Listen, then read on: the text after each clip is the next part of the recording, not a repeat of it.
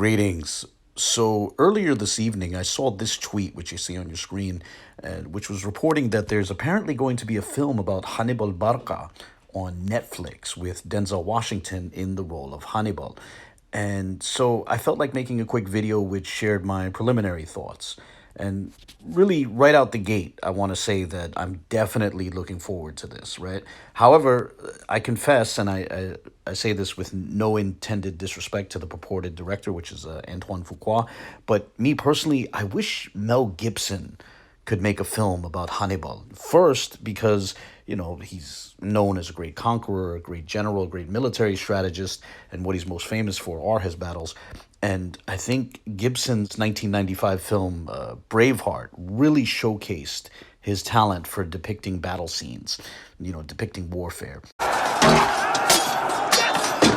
But beyond that, also, this is just my personal view, but Gibson's Paschal Meditation, the 2004 mega hit, The Passion of the Christ, really captured something which is needed more in cinema, and that's a fearlessness for employing original languages.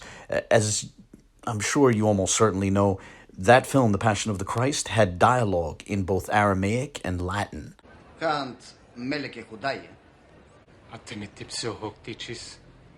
أنا يخوت نمكويت إيجو يوديوس ركسستو Regnum meum non est hoc mundo.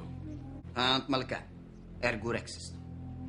And one might also note Gibson's 2006 film Apocalypto, which had dialogue in Yucatec Maya, in the Mayan language, an indigenous Central American language.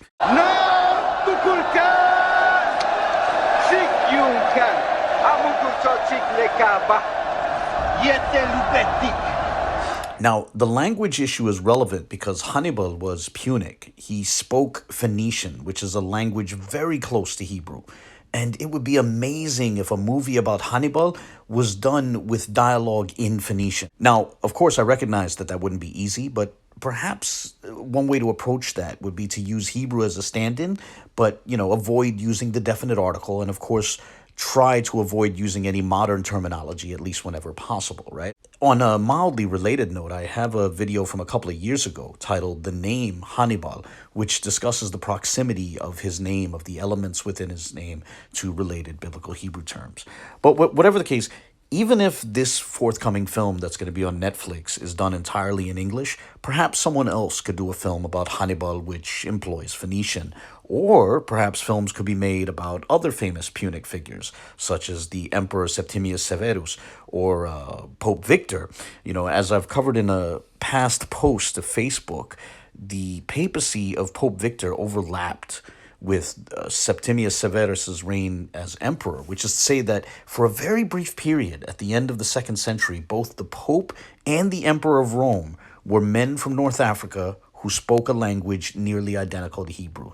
Think about that, right? That's amazing. And surely there's an amazing story there that could inspire an incredible film, which might be all the more intriguing if the dialogue was in Phoenician and Latin. Food for thought. And finally, I guess before I close this video, I should touch on the fact that this movie is probably going to start another one of these childish debates about quote-unquote race on social media, right? There are bound to be people on different social media platforms, whether it be Twitter or Facebook or whatever, who are going to be squabbling about whether Hannibal was quote-unquote black, right? Whatever that means.